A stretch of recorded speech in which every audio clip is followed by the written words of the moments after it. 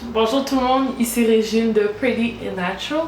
Bienvenue au deuxième épisode de la série Cheveux naturels 101. Le sujet de la vidéo d'aujourd'hui, c'est bâtir un régime capillaire. Petite chose que j'aimerais dire tout avant de commencer, les trucs que je vais présenter tantôt, c'est des trucs que vous pouvez personnaliser dans votre propre régime capillaire et il y a certaines choses qu'il faut prendre en compte, donc ça dépend du besoin de chaque personne, ok? Alors, le premier point, c'est le lavage. Il y a deux manières, soit avec un shampoing. Utilisez un shampoing dans lequel vous avez entièrement confiance, bien sûr avec de bons ingrédients. N'oubliez pas d'ajouter un revitalisant dans lequel aussi vous avez confiance. Et puis, en utilisant le revitalisant, ça aide à restaurer l'hydratation. Puis quand on fait le lavage avec le shampoing, il ne faut pas le faire plus d'une fois dans la semaine. L'autre manière, c'est un co-wash. C'est d'utiliser uniquement revitalisant. L'avantage, c'est qu'on peut le faire plusieurs fois dans la semaine. Donc, on peut le faire plus fréquemment que le shampoing. L'autre point, c'est les traitements. Il y a plusieurs traitements, dépendant du besoin de vos cheveux, encore une fois. Il y a les traitements hydratants, les traitements à base d'huile, tels que les traitements d'huile chaude, ou sinon les traitements protéinés. Les traitements protéinés, il est conseillé de les faire aux 6 ou même aux 8 semaines. Donc, c'est pas quelque chose qu'il faut faire trop fréquemment.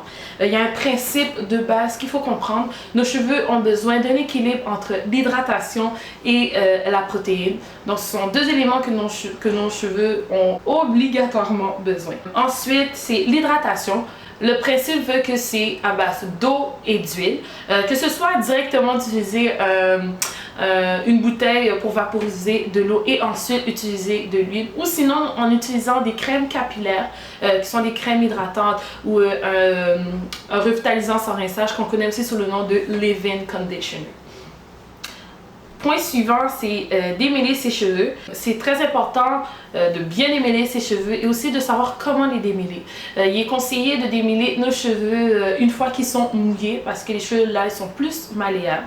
Il y a deux options, soit de les faire avec vos doigts ou sinon en utilisant un peigne à dents larges comme celui-ci ou sinon à dents encore plus larges comme celui-là. Point suivant, c'est attention à l'excès de chaleur. Utilisez le moins que possible la chaleur sur vos cheveux, c'est-à-dire l'utilisation de fer plat, de séchoir, de fer à friser. Il faut faire très attention à ça. Pourquoi? Parce qu'à l'immédiat ou sinon à long terme, ça peut causer des dommages aux cheveux. Soit des pointes fourchues, des pointes cassantes, des heat damage ou en français des dommages causés par la chaleur. Et puis même quand vous utilisez ces outils-là, faites attention de ne pas l'utiliser directement sur les cheveux. Il est conseillé d'utiliser des produits qui protègent contre la chaleur, tels que des sérums, des huiles qui sont faites pour ça ou tout autre produit ayant des bons bénéfices pour ça. L'autre point, c'est utiliser les huiles.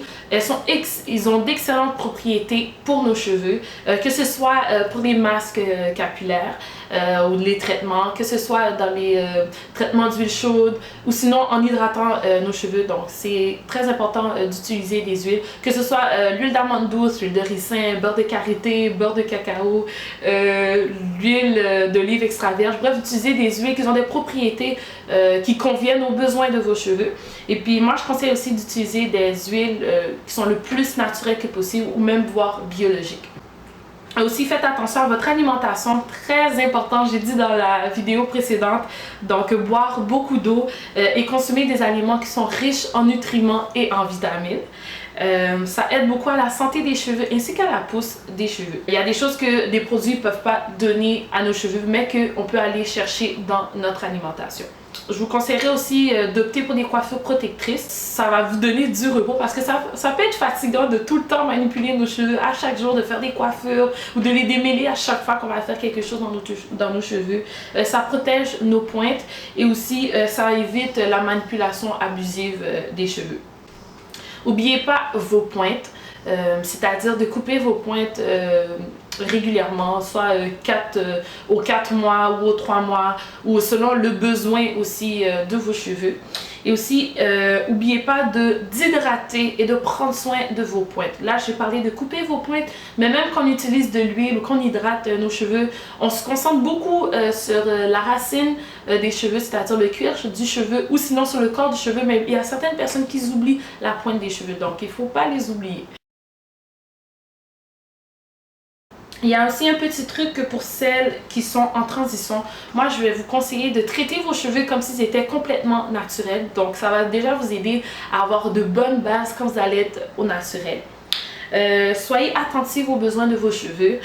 Soyez organisés, si possible même d'avoir un calendrier ou un cahier de notes pour noter les choses que vous faites, les choses que vous impliquez dans votre régime capillaire. Aussi, n'hésitez pas à personnaliser votre régime capillaire pour que ça puisse mieux répondre aux besoins de vos cheveux. Ça, c'est vraiment important. Comme moi, genre, je sais que mes cheveux sont sensibles à la chaleur.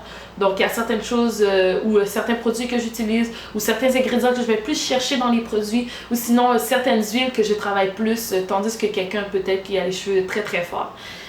Donc voici les quelques trucs que j'ai pour vous pour bâtir un bon régime capillaire. Bien sûr, comme je dis, il y a des choses que vous pouvez plus opter, il y a d'autres choses peut-être qui sont peut-être moins pertinentes pour vous. N'hésitez pas à les personnaliser. J'espère que la vidéo vous a été utile. Merci d'avoir regardé la vidéo, partagez, commentez, posez des questions. Vous pouvez me rejoindre via mon blog prettyandnatural.me ou sinon sur la page Facebook de Pretty and Natural, ou sinon si vous n'êtes pas encore abonné, ben abonnez-vous. Alors merci beaucoup et puis on se revoit au 3e épisode.